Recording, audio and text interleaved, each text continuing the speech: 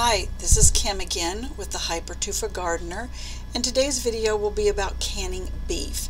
It's real simple. This was my first time to do it. I found a large roast on sale at Sam's Club and thought I would experiment with that. And first thing I did was just trim all the fat off and cut it into some large pieces. I planned on canning it in pints, so I'd have small servings of the meat for soups, stews, beef pot pie, whatever you'd want to make.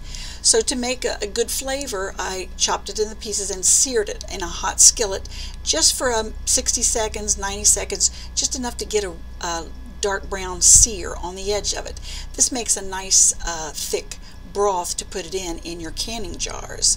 So once I'd done that, it was just simple to stuff the little pieces of meat down into my pint canning jars. I used 6 of them, and when I'd stuffed all the meat in, I put, since there were about 6 pints, I put 3 cups of water in the skillet, stirred it, had some real dark brown broth to pour over the meat in its jars so that we'd have a nice broth for them to stew in as they cooked in the cooker.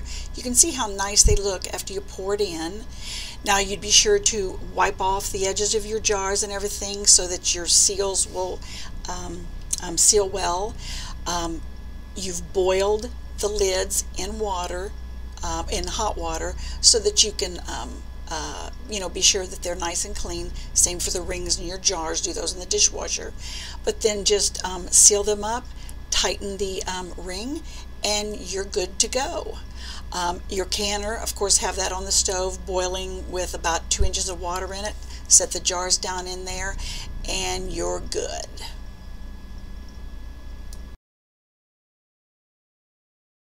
There is a ring that you put on mine that makes the little thing alone is a 5-pounder. When you add this ring, it's a 10-pound pressure. There's another ring that makes it 15-pound pressure. But once you let the steam vent steam for 10 straight minutes, then you place that little jiggler on that little post that's in the middle and watch for it to jiggle. But right now we're just timing the steam vent. But you can hear it coming out. You can hear the pint jars jiggling in there.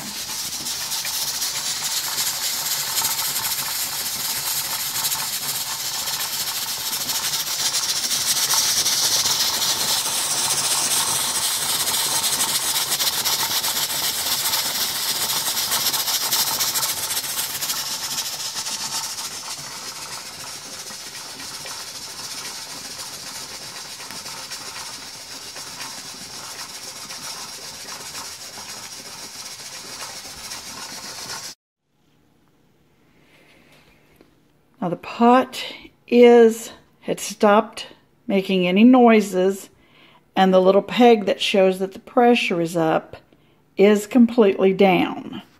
So what I would do is kind of hit my little peg, and I don't hear it hiss, hiss, hiss.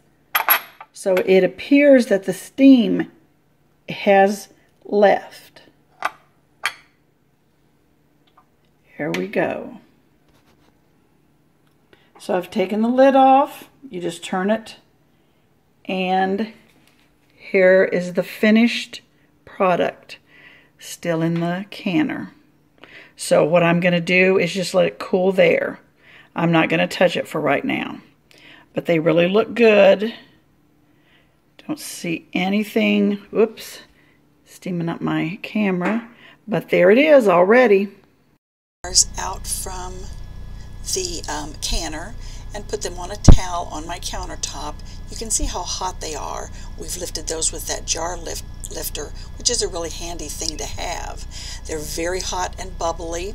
Once they cool, those rings that are on the jars, you can take those off and just store those, wash them and store them for the next batch. But the flats, when you do open and use the meat, you'll need to discard and put the flats in the recycle bin. You can put the date on the top so that you know the month and year that you can this meat so that you can use it up within the first year. Some say you can use it for 2 years, but I like to just can what I can use up in the one season. So I hope you've enjoyed these instructions, and check back on the blog for additional information.